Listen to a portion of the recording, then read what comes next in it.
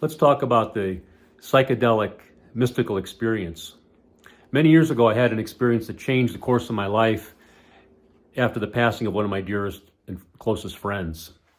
And there was a fire that began to rage inside of me that was part grief and part something else, something ancient, a longing. And I didn't know what it was, but it drove me into the woods, and I started to go to the woods and make fire. I would build a fire in the morning before sunrise or in the evening at sunset and make an altar out of deer antlers, bones, feathers, and shells. And then I would sit quietly in the silence and listen and write in my journal what came to me. And this began a practice that I continued for many months. Sometimes I'd stay out all night and sleep on the ground next to the fire. And then something else happened. I began to work with plant medicine, magic mushrooms. And I grew them at home. And pretty soon I had mushrooms growing everywhere. I would dry them on cookie sheets.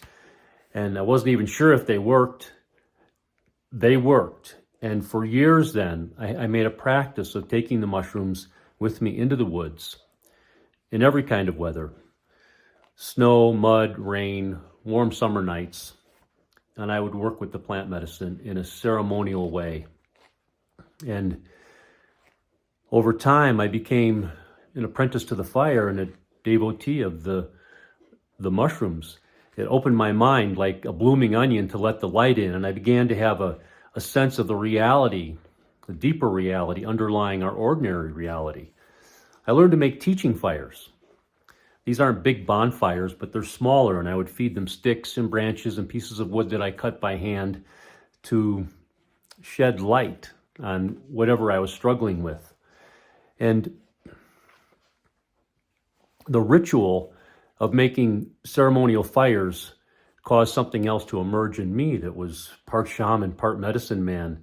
I became more connected to nature and the elements and the rise and set of the sun, the cycles of the moon, the movement of the stars in the sky. I felt a deep connection to the ancestors. And that was the beginning of a series of mystical experiences that were part visionary and part hallucination that really transformed my life and transformed my perspective of life and how I live. And if you'd like to find out more, check out my blog and drop me a comment. Thanks for reading and listening. Adios.